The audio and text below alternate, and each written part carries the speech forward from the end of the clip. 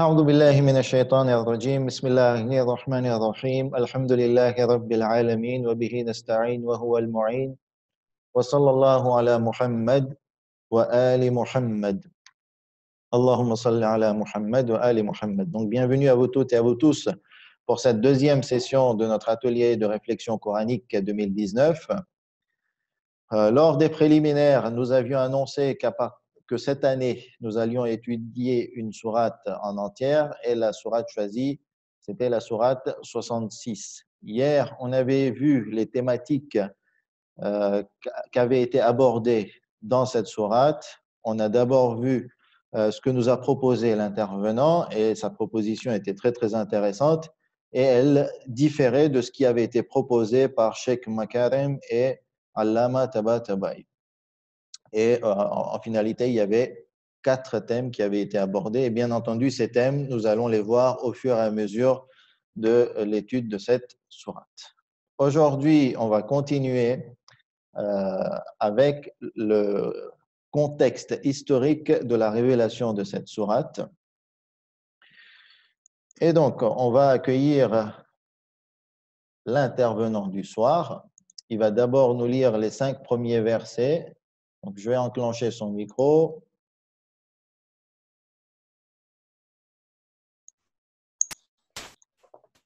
Salam alaikum. Vous m'entendez? Wa alaykum assalam wa rahmatullah. Oui, on t'entend. Par contre, on ne te voit pas. Là, on te voit.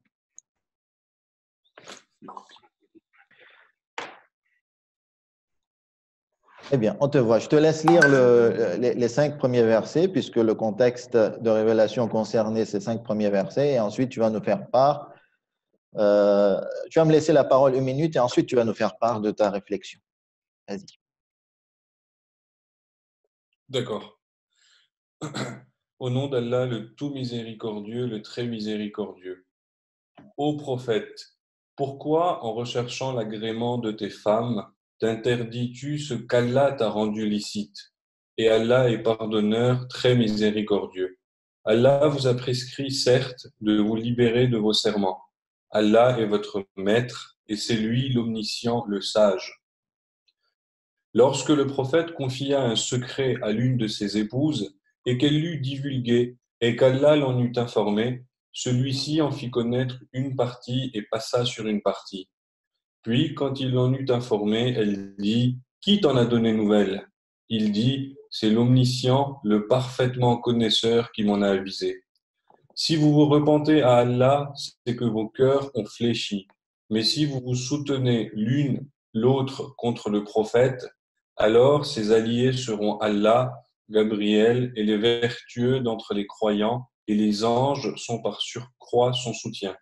S'il vous répudie, il se peut que Seigneur lui donne en échange des épouses meilleures que vous, musulmanes, croyantes, obéissantes, repentantes, adoratrices, jeûneuses, déjà mariées ou vierges. Ahsant. Donc, ce qui t'avait été demandé. Alors, premier point, la traduction, je le rappelle, elle est celle de Hamidullah révisée, puisque selon mon regard, c'est celle qui est la plus célèbre et la plus connue à notre époque. Donc, c'est celle qui a été la plus propagée. Donc, ce qui avait été demandé à tous les participants de faire, c'était d'imaginer un contexte historique de révélation sans aucun support et apport extérieur et en se débarrassant de toutes les informations présentes dans l'esprit qu'on avait antérieurement accumulées à propos de la sourate. C'était aussi de poser une série de questions sur tous les détails qui pourraient nous intéresser dans ce groupe de versets, que ces détails soient répondus dans la sourate ou pas, et aussi dire où la sourate a été révélée. Pour être, on va dire, le plus objectif possible, j'avais demandé à l'intervenant du jour, Missa, de ne pas venir lors de la session d'hier. Pourquoi? Parce que hier, nous avions partagé quelques éléments qui concernaient le contexte de révélation. Et moi, je voulais tester avec quelqu'un qui puisse imaginer un contexte historique de révélation qui correspond à la logique des 5 premiers versets. C'est-à-dire qu'il ne faut pas que ce soit un rêve ou une histoire complètement imaginée qui n'a aucun rapport avec les versets. Non, il nous faut un contexte imaginé par rapport à ce qui est dit dans les versets, qu'il y ait une suite logique entre le contexte historique et le contexte du texte. Bon, je te laisse la parole maintenant et à toi de nous faire part de ta réflexion. Alors, donc, tu m'as demandé d'imaginer, hein. Donc, je pense que tu savais que j'ai beaucoup d'imagination. Et donc, j'ai complètement imaginé, je n'ai rien cherché et franchement, je n'avais pas de souvenir de quoi que ce soit. Enfin, vaguement, je pense que j'ai entendu parler de quelque chose, mais je n'avais pas tellement souvenir. Donc, moi, bon, depuis ce matin, j'ai lu plusieurs fois ces versets et j'ai réfléchi un peu dessus. Donc, c'est quelque chose. Alors, je ne vais pas forcément aller dans l'ordre des versets, mais sur les 5 versets, généralement, ce que moi, j'imagine, hein, après c'est le prophète, et donc voilà, on essaye de limiter aussi son imagination. Mais donc, pour moi, le prophète, on le sait, il avait beaucoup d'épouses, enfin, il en avait plusieurs d'épouses après Khadija, et il y avait donc une ou deux épouses ou plusieurs, hein, parce qu'on parle au pluriel. À l'une de ses épouses, il avait dit un secret. Et cette épouse, elle avait divulgué ce secret. Et à cette même épouse, le prophète aurait fait un serment, une promesse, ou bien vers lui-même, hein, j'en sais rien. Et cette épouse, elle a divulgué un secret. Et à cause de ça, Allah subhanahu wa ta'ala dit au prophète, ben écoute, c'est pas grave quoi, qu'elle aille se faire voir et tu te libères de ton serment et c'est pas grave, tu es libre. Et puis de toute façon, c'est quelque chose, cette chose que tu as envie de faire, c'est quelque chose que moi je t'ai rendu licite. Et de toute façon, elle a pas respecté ton secret, elle l'a divulgué, donc libre à toi. Et pourquoi est-ce que tu t'interdis quelque chose que moi je t'ai rendu licite? Alors qu'est-ce que ça doit être ce truc que le prophète ne faisait pas? Enfin, il s'était rendu lui-même interdit, mais cette chose est licite. Et quel est ce secret? Je n'en sais rien. Ce que ça peut être, c'est que le prophète il voulait peut-être choisir une autre épouse supplémentaire avec qui il avait envie ou qu'il devait se marier, mais pour des raisons X, Y, Z, hein, ça peut être politique, ça peut être pour lui-même. Et ces épouses-là, elles n'étaient pas d'accord. Tout ça, c'est mon imagination. Hein, c'est Ok, pas, ok. je ne dis pas que c'était comme ça. Et ces épouses n'étaient pas d'accord. Et donc, il leur aurait dit, OK, d'accord, bon, ben, je ne le ferai pas. Et l'une de ses épouses est allée divulguer ce truc-là aux autres, comme quoi, ben, tu vois, le prophète, il a envie d'épouser l'autre fille, l'autre dame, mais moi, je ne suis pas d'accord, donc il ne le fait pas, mais il dit souvent qu'il veut. Et comme elle a divulgué le secret, Allah subhanahu wa ta'ala se serait énervé, il lui aurait dit, bon, ben, écoute, vas-y, moi, je te l'ai rendu licite, fais-toi plaisir, quoi, il n'y a pas de problème. De toute façon, elle n'a pas respecté ton secret. Et donc, à ce moment-là, le prophète était libre et Dieu fait savoir au prophète, en fait, en lui disant qu'il était libre, qu'il pouvait se libérer de ses serments, que ben, c'est l'une de ses épouses. Alors, tout à l'heure, après namaz, j'ai ouvert le Coran qui était sur mon cello et il y avait une note de bas de page que je n'avais pas sur mon téléphone où il y avait D'accord. marqué Aïcha et Hafsa. Donc, pour Ok. moi, ben, ça peut être ces deux femmes-là qui étaient complices. Et donc Dieu lui informe que voilà, elles ont de toute façon divulgué aux autres. Et le prophète vient voir l'une des dames pour lui dire mais je suis au courant de ce que tu as fait. Et puis il lui demande comment tu sais. Et il dit mais c'est Allah subhanahu wa ta'ala qui m'a dit. Et là, il y a un message pour elles où on leur dit si vous vous repentez à Allah, c'est bien. Et par contre, si vous vous soutenez contre le prophète, il a des alliés. Et le dernier verset où il dit s'il vous répudie, ça veut dire s'il vous laisse, quoi. Il se peut qu'en échange, ben, qu'il ait de meilleures épouses. Et là, on a les attributs des épouses, hein, musulmanes, croyantes, obéissantes, repentantes, adoratrices, jeûneuses, déjà mariées ou vierges. Donc voilà, grosso modo, c'est ce que j'ai pu imaginer. Je ne sais pas D'accord. si tu attendais Ok. mieux que ça. Bon, a priori, je semble avoir compris. Il y a un ou deux points que j'aimerais plus comprendre. Tu as parlé en fait que le prophète Mhm. a confié le secret à une des épouses ou à quelques épouses. Et là, tu as fait un enchaînement que finalement, Dieu permet au prophète de se libérer de son serment. En fait, il y a un petit chaînon manquant dans l'histoire, hein, peut-être que moi, je n'ai pas bien compris, entre le secret Oui. et le serment qu'avait fait le prophète. Est-ce que tu as Le voulu dire serment? que le secret, c'était un serment que le prophète avait fait et que c'est ça qu'il avait Non. confié au... Non, hein? Non, le secret, ce serait une attirance envers une dame que D'accord, les deux là, elles n'aimaient pas trop. Et donc, lui, il se serait promis de ne pas se marier ou se rapprocher de cette dame. d'accord. Donc, OK pour le secret. Et à ce moment-là, quel est le lien avec le serment? Pourquoi le prophète aurait-il fait un serment dans ton histoire, hein, dans la confection de ton histoire? Dans mon histoire imaginaire, Exact. pour faire plaisir aux femmes déjà existantes, enfin à ses D'accord. épouses du moment.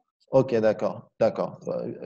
Par rapport à l'histoire d'une supposée femme avec qui il voudrait se marier. C'est ça, hein? Puisqu'il y a Voilà. eu une certaine Voilà. opposition et donc là, il a fait un serment pour satisfaire à ces femmes-là et les calmer quelque part.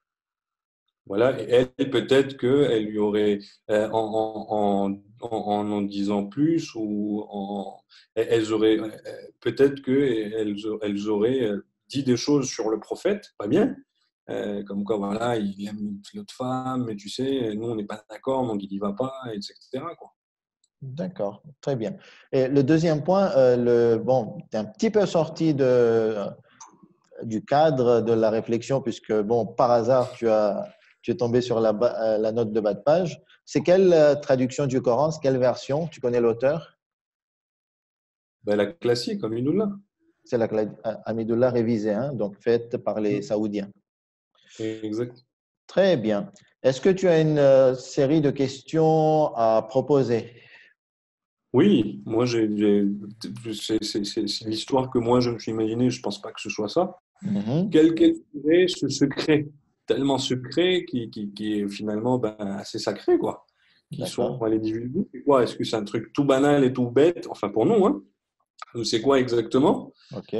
Et quelle est cette chose que lui il s'est rendu illicite, mais qui était licite, mais que lui-même s'était rendu interdite pour personnellement? Qu'est-ce que ça D'accord. peut être?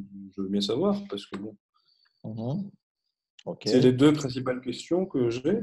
D'accord. Après, euh, Donc, selon toi, où la sourate a été révélée? à la Mecque. À la Mecque. À la Mecque. À la Mecque. Non, dans ton histoire confectionnée, il avait plusieurs épouses.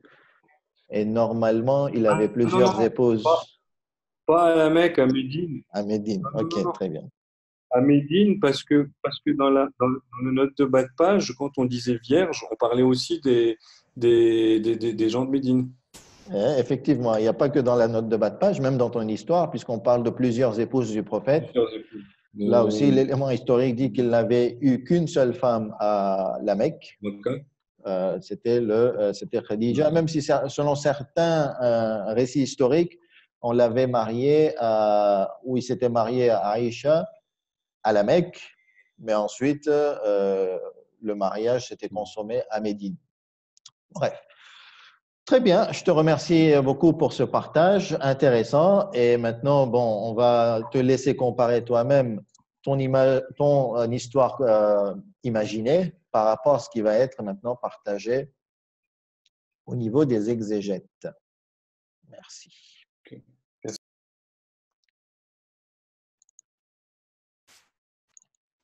Alors, on va reprendre le fil de notre histoire. Moi, j'avais une série de questions à vous proposer. C'était une série de questions que j'avais émises lorsque je devais étudier cette sourate il y a quelques années. Alors, première question, qu'est-ce que le prophète s'est-il interdit à lui-même? Ça rejoint la question que se posait Missam. Pourquoi s'est-il interdit cela? Pourquoi a-t-il fait ça? Donc, c'est une question qui a été répondue dans le verset, hein, le premier verset, c'est pour faire plaisir à certaines de ses épouses ou à ses épouses. Comment s'en est-il interdit à lui-même? Là, on obtient la réponse dans le verset 2, c'est par serment. Mais comme il y a eu débat concernant cette question-là, on va peut-être revenir dessus sur quelques détails.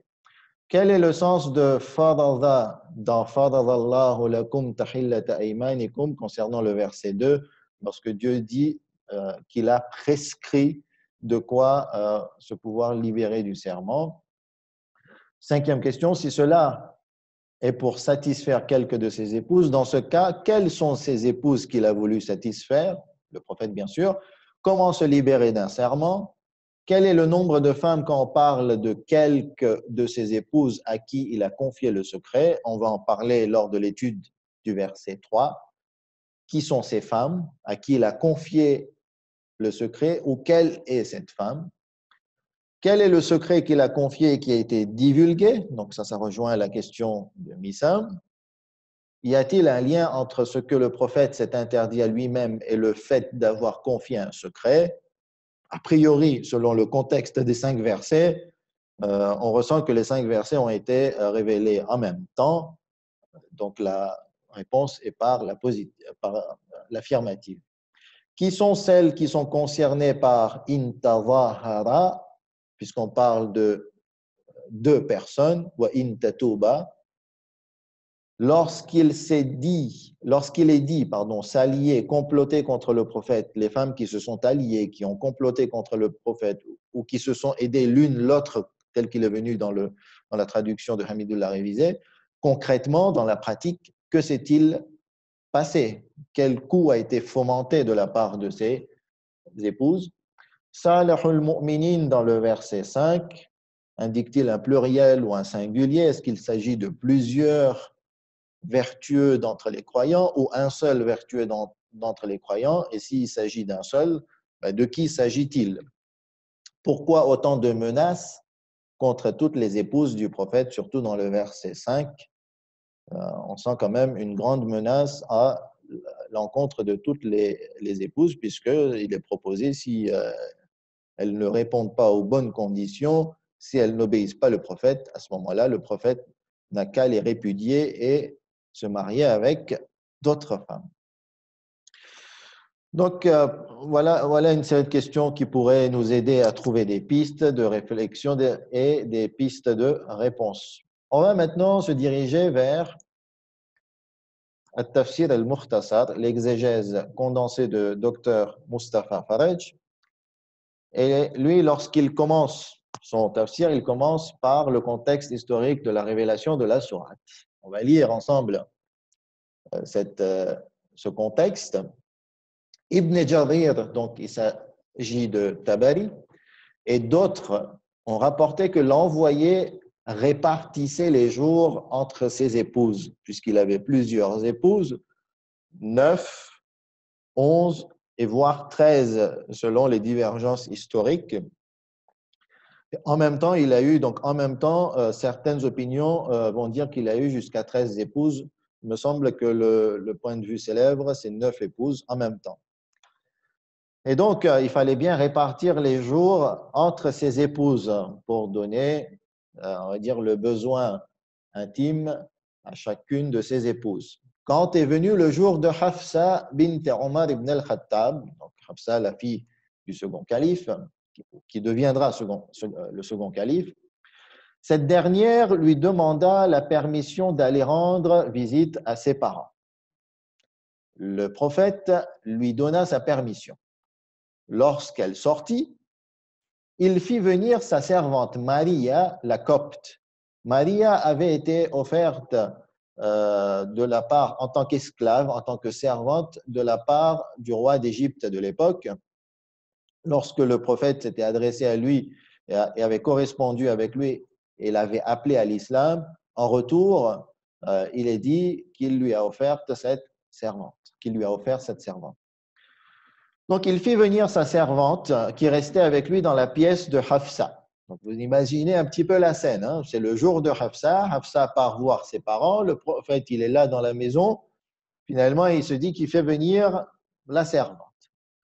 Vous savez très bien pour quelle raison il va faire venir sa servante. Vous êtes quand même assez grand pour comprendre. Lorsque cette dernière revint chez elle, elle constata que la porte était fermée. Hafsa revient, sa maison, son foyer est fermé, elle attendit donc à l'extérieur le temps que Maria sorte et pendant ce temps, elle jalousait profondément. L'envoyé, sallallahu alayhi wa sallam, fit partir sa servante et Hafsa entra. Elle lui dit, j'ai vu qui était avec toi. Par Allah, tu m'as méprisé.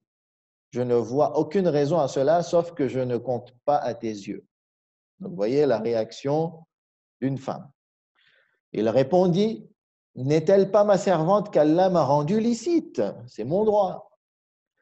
Garde le silence par Allah, je te satisferai. Donc là, le prophète, selon ce récit, veut se rattraper parce qu'il a offensé quelque part Hafsa, ou Hafsa s'est sentie offensée par le prophète.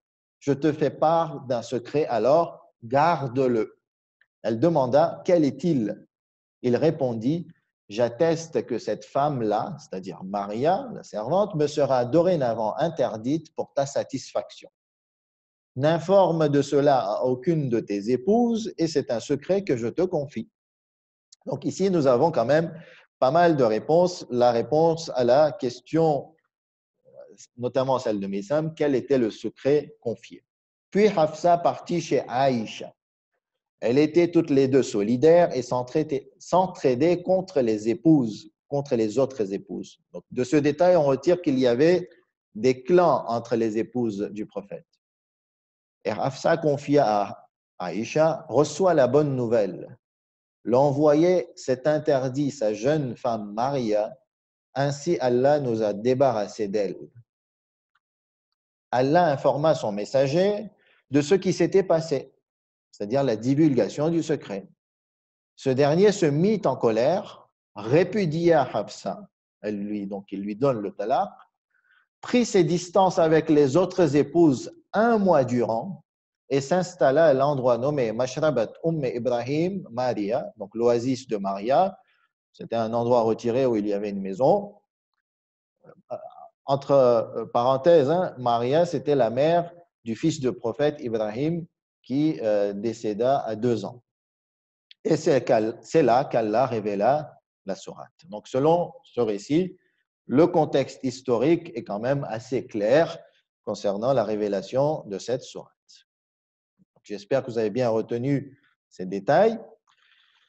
L'autre détail, c'est qu'il y a d'autres circonstances de révélation concernant cette sourate.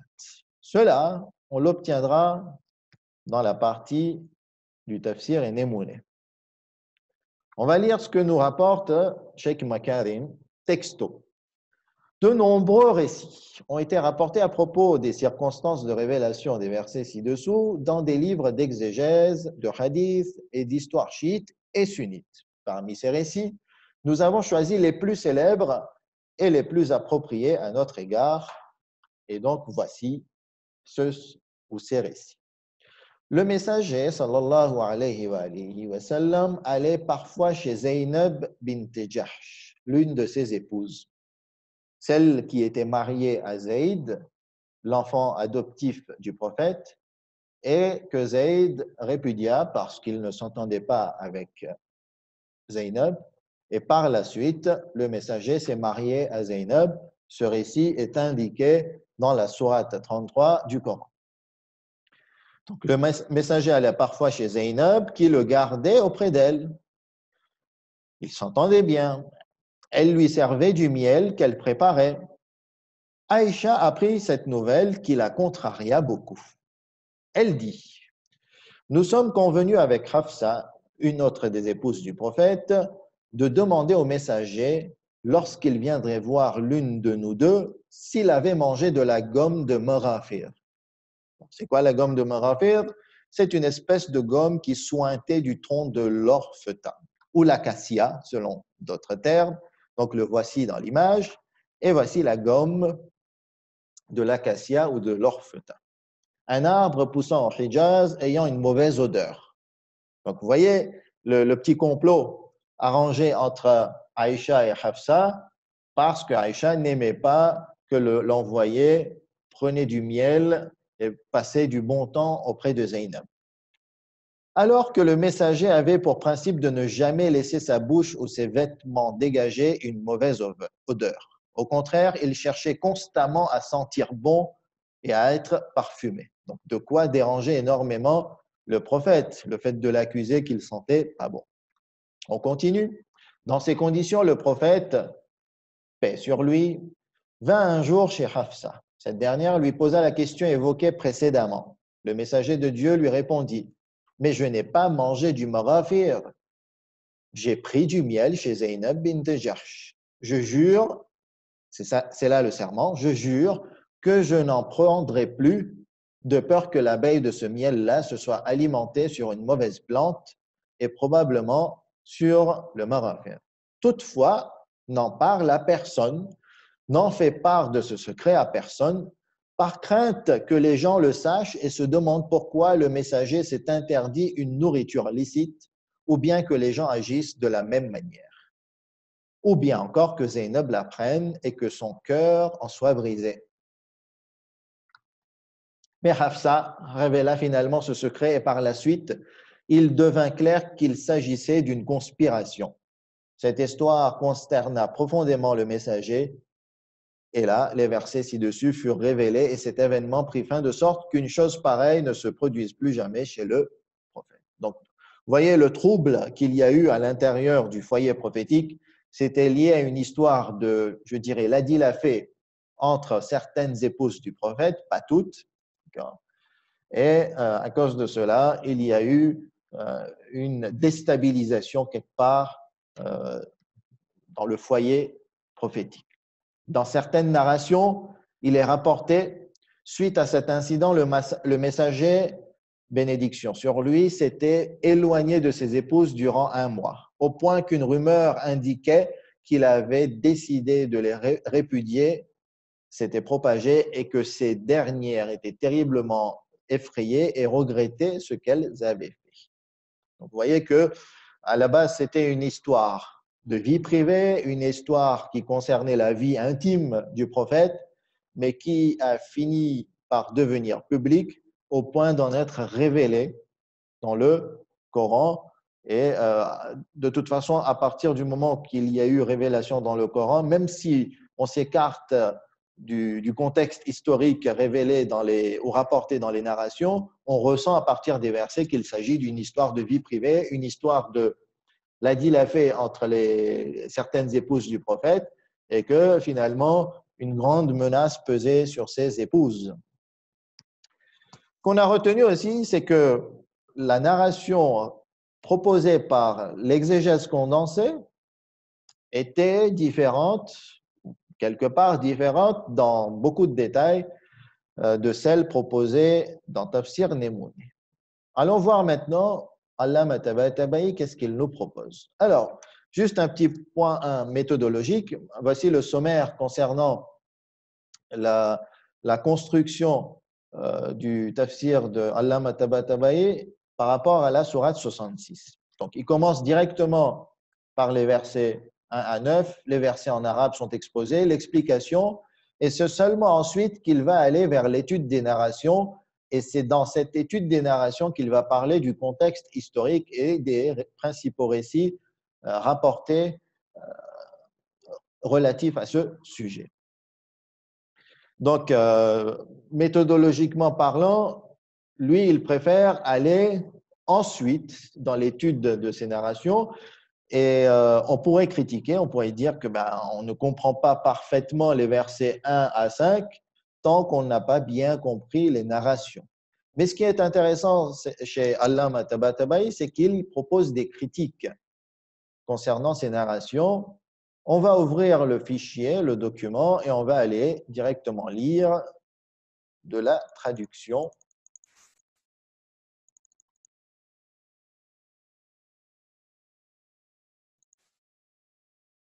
Alors, étude des narrations. Et voici, vous avez l'écran. Je fais un zoom. Je ne vais pas lire toutes les narrations parce que c'est assez long. Je vais en lire une ou deux. Donc, narration sur les premiers versets, le contexte de révélation de la sourate. Dans Tafsir al-Kummi, il est relaté, etc., etc. Deuxième narration. Il est rapporté dans Al-Kafi, dans une narration, etc., etc. Troisième narration, dans Ad-Durr al-Manthur, rapporté par donc Sayuti. C'est un livre de hadith sunnite, bien entendu. Une narration, etc., etc. Trois narrations et ensuite, Allama Tabatabai donne son opinion. Mon opinion, la narration est rapportée de sources éparses, dans différentes sources de hadith, et par des mots et expressions différents. L'application de la narration sur les versets dont le contexte est unique. Donc, selon Allama Tabatabai, lorsqu'on étudie uniquement les versets, il ne s'agit qu'un seul contexte historique, un seul événement qui a fait que les versets ont été révélés. Il ne s'agit pas de plusieurs ou une succession d'événements historiques qui a fait que les versets ont été révélés. Donc, il veut dire que le contexte est unique. Et là, il critique, il dit que l'application de la narration sur ces versets n'est pas claire. Quatrième narration, dans Dur al-Manthur, etc., etc. Mon opinion, il n'est encore pas clair, il est équivoque d'appliquer la narration sur les versets, particulièrement la partie du verset c'est-à-dire qu'il a révélé une partie de ce qu'Allah lui avait révélé, de la divulgation du secret, et s'en retint de l'autre partie ou du reste concernant la divulgation de ce secret. Cinquième rapport, récit dans Dur al-Manthur, etc. Mon opinion. Les narrations concernant ce sujet sont nombreuses, mais se contredisent.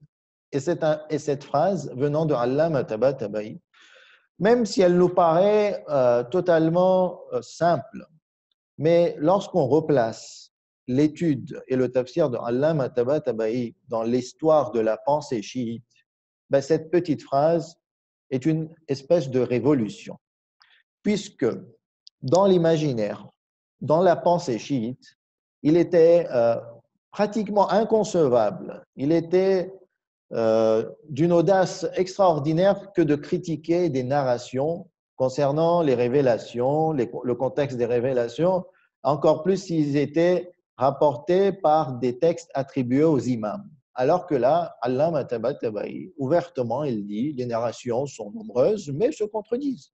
Dans la plupart d'entre elles, il est relaté que le prophète s'était interdit Maria par la demande de Hafsa et non par celle de Aïcha. Et celle qui lui demanda Man ambaka hadha, qui t'a informé de cela, était Hafsa, car elle souhaitait savoir qui l'avait informé de sa divulgation du secret Aïcha. Donc, selon Allama, la personne à qui le secret avait été confié, c'était Hafsa. Malgré le grand nombre de récits, l'ambiguïté concernant le verset A'dafa ba'dahu wa a'rada an ba'd n'est pas levée. Encore une fois, de la part de Allama, il dit que ce n'est pas clair. Narration suivante. Ibn Maddaway rapporte de Ali, etc., etc. On n'a pas le temps de tout lire, hein, sinon on aurait lu un à un, mais vous allez le lire quand le livre sera publié, Inch'Allah. Abu Hatim rapporte de Mujahid, etc., etc. Et là, encore une fois, Allama donne son opinion. Ces narrations sont face à une objection, car elles associent la dignité du prophète au fait qu'il a révélé l'incident concernant Maria et a dissimulé la nouvelle de la succession des deux califes. Tiens, on va revenir dessus. Alors, lisez celui-là. Abu Hatim rapporte de Mujahid et Ibn Mardaway rapporte d'Ibn Abbas.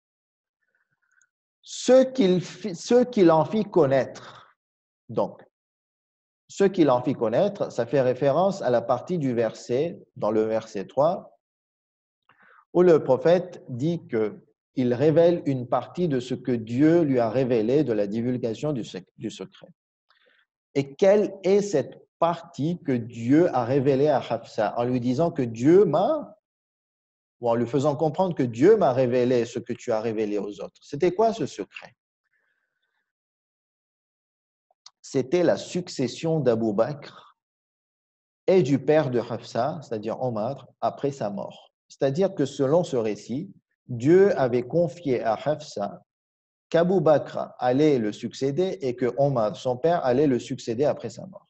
mais qu'il ne pouvait pas le révéler aux gens parce qu'il craignait la divulgation de cette affaire quand même secrète et à cacher. Et c'est quand même assez intéressant de savoir que ce secret était la succession des personnes qui allaient le succéder. Bien entendu, les chiites ne peuvent accepter ce type de récit. D'ailleurs, il n'est pas rapporté dans les livres de hadith chiites, mais dans certains livres de hadith sunnites. Mais sachez, j'ai étudié ce sujet, que même les savants sunnites disent que ce hadith n'est pas fiable. Donc, Allama, qu'est-ce qu'il dit? Il dit que ces narrations font face à une objection. Pourquoi? Parce qu'elles associent la dignité du prophète au fait qu'il a révélé l'incident concernant Maria, qui est une chose intime. Donc, la chose intime, le prophète l'a révélée à tout le monde, et il a dissimulé la nouvelle de la succession des deux califes, cette affaire est une affaire publique. Donc, ce n'est pas logique de la part du prophète de révéler une affaire privée et de dissimuler une affaire publique. Alors que c'est le contraire qui est digne. Donc, ici, Allama, il émet une objection quand même logique. On va avancer. Dans plusieurs corpus de hadith, dont celui de Al-Bukhari et Muslim, il est rapporté d'Ibn Abbas. Je vais lire rapidement ce récit. Peut-être qu'il est... Ouais, il est trop long. Je pense qu'il est trop long et on a quand même assez tardé. On va juste lire la critique de Allama Tabatabai pour conclure le cours d'aujourd'hui. Le contenu de cette narration est également rapporté en détail et succinctement dans d'autres récits parvenus de différentes voies d'Omar ibn al-Khattab. Concernant la narration rapportée, il n'y comporte aucune mention du secret confié par le prophète à quelques épouses. Donc, ça nous apporte aucune réponse finalement à ce qui nous importait beaucoup. Il n'y fait non plus aucune mention de la partie de l'information révélée par le prophète, ni du reste qu'il s'en est abstint malgré toute son importance. À la fin, elle dit de plus, la narration n'éclaire pas la raison pourquoi l'incitation à la demande de pardon est spécifique à deux épouses. Conclusion, qu'est-ce que vous retenez? Allama Tabatabai rapporte plusieurs récits relatifs au contexte historique de la révélation, mais un à un, il va éliminer et va dire ce n'est pas clair, c'est ambigu, ça ne répond pas aux questions que l'on se posait. Et sachez que la méthode d'Allama Tabatabai est de se baser sur des éléments de certitude, et lorsqu'il y a des éléments équivoques, à ce moment-là, il va les mettre de côté, il va les étudier. Et on voit qu'il étudie quand même avec une certaine profondeur. Mais quand il verra que ce n'est pas clair, il va les mettre de côté et il va se baser uniquement sur le contexte historique déduit de l'étude des versets, comme a essayé de le faire notre intervenant Missam. Et c'était en fait un exercice qui n'était pas anodin, c'était l'exercice que fait Allama Tabatabai lorsqu'il étudie le Coran. Bien entendu, avec tous mes respects pour Missam et l'intervenant, les outils, le niveau de Allama Tabatabai et sa lecture de l'arabe, du Coran et des autres sciences islamiques lui permet de déduire des informations dont la valeur scientifique est beaucoup plus sûre que celle proposée par Missam. Mais ce que je voulais dire, vous avez entendu Missam, vous avez aussi entendu les autres exégètes, et on peut dire que ce qu'avait confectionné Missam dans son imaginaire était quelque part vrai. Lorsqu'il parlait de la dit la fait entre certaines épouses du prophète et que la crise concernait une autre femme. Finalement, ça concernait effectivement une autre femme selon un récit, le récit rapporté dans l'exégèse condensée, puisque cette femme concernée était Maria la Copte et que le prophète avait eu une relation dans la maison de Hafsa avec Maria et que cela n'avait pas plu à Hafsa et on va dire c'était à l'initiation ou plutôt à l'origine de cet incident. Ensuite est venu le serment, ensuite est venu le secret, et ensuite est venue la divulgation du secret. Et ensuite, on s'est rendu compte qu'il y avait des clans entre les épouses du prophète. Et ensuite, il y a eu une menace pour faire comprendre aux épouses des prophètes qu'elles devaient se tenir bien et qu'elles devaient avoir certaines qualités pour mériter le statut d'épouse du prophète. Donc voilà en quelques mots ce que j'ai voulu partager à propos du contexte historique de Révélation. Il y a eu quand même pas mal de choses à savoir. J'espère que vous avez retenu l'essentiel. Et Inch'Allah, demain, on va continuer et on va maintenant rentrer dans l'étude des versets 1 à 1. Et le devoir de maison pour vous tous, pour la réflexion de demain, jeudi 9 mai, c'est lire le verset 1. Uniquement un seul verset. Réfléchir sur chaque mot. Pourquoi, par exemple, au départ, le verset commence par Ya ayyuhan nabi et pourquoi pas par Ya ayyuhan rasoul? C'est important. Pourquoi ayyuhan nabi et non Ya ayyuhan rasoul? Donc, réfléchir sur chaque mot, sur chaque groupe de mots, portion de verset, questionner le verset, c'est-à-dire essayer de retirer des informations en se questionnant soi-même, en questionnant le verset comme si c'était une personne. Retirer des idées à partir des différents mots et groupes de mots. Réfléchir sur les liens et la relation entre ces différents groupes de mots. Et comme note qui pourra vous aider, selon certains exégètes, les versets qui terminent par un ou des attributs de Dieu, comme c'est le cas pour le verset 1. À ce moment-là, ces versets sont sous l'influence, la direction ou l'empreinte de ces attributs. Donc, j'espère que cet indice vous aidera à avoir des pistes de réflexion. Demain, nous accueillerons Zainoul Haidareli, Inch'Allah, pour nous faire part de ces réflexions. Bien entendu, les pistes que l'on offre, ce sont des pistes de réflexion, mais la personne est quand même assez libre pour proposer une réflexion logique et qui correspond aux éléments de la sourate et aux éléments du verset. Wa sallallahu ala Muhammad wa ali Muhammad.